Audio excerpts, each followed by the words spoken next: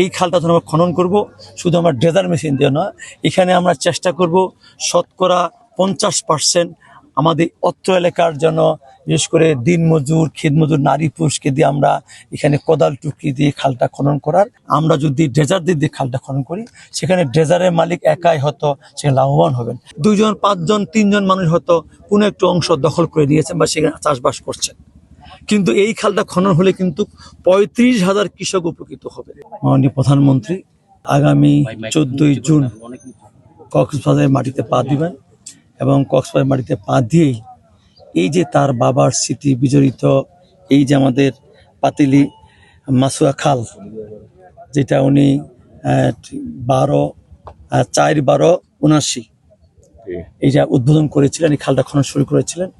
এখন সেই খালের চিত্র অবস্থা কি, এটা আপনারা নিজেরাই আমাদের সামনে তুলে ধরলেন।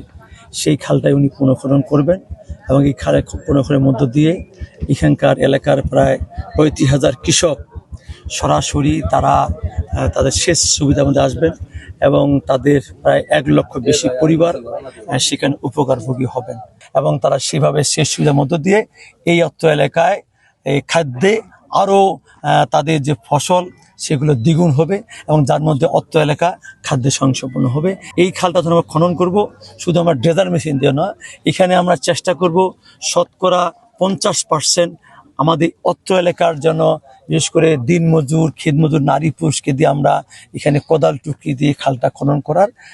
কারণ এর মধ্য দিয়ে আমরা যদি ড্রেজার দিয়ে খালটা খনন করি, সেখানে ড্রেজারের মালিক একাই হয়তো সেখানে লাভবান হবেন।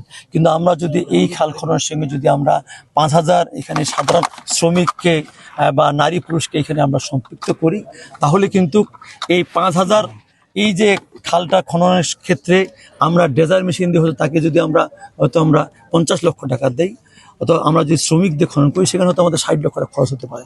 কিন্তু 60 লক্ষ টাকা খরচ হলো, মাননীয় প্রধানমন্ত্রী মনে করেন এই 60 লক্ষ টাকা, এই 10 লক্ষ টাকা বেশি হলো, এই টাকাটা কিন্তু আমার 5,000 মানুষের কাছে ছড়িয়ে যাচ্ছে। অর্থাৎ এর মধ্যে কিন্তু আমাদের অর্থনীতি ছড়িয়ে পড়তেছে এবং সেখানে কিন্তু আমরা আরও দ্বিগুণ লাভবান হচ্ছে।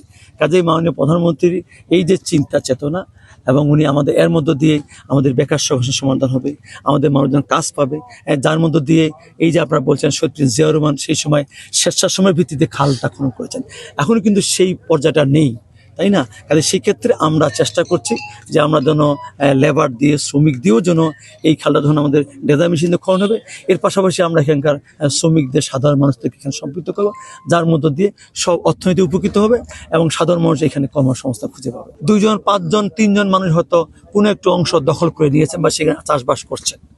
কিন্তু এই খালটা খনন হলে কিন্তু 35,000 কৃষক উপকৃত হবে। সেখানে 35,000 কৃষকের স্বার্থ আমরা দেখব, এই এলাকার মানুষ দেখবে, নাকি 3 জন 5 জনের স্বার্থ দেখবে? আমার বিশ্বাস এখানে সকল মানুষ ঐক্যমত হবেন এবং যারা যে 2 জন 3 জন হয়তো কোন যে জমি কোন অংশ দখল করে থাকেন, তারাও সেখানে তাদের সেই দখলকৃত জমি ছেড়ে দিবেন এবং এইখানে খাল খননের মধ্যে যে উপকার হবে, তারাও কিন্তু সেখানে সম্পৃক্ত হবে।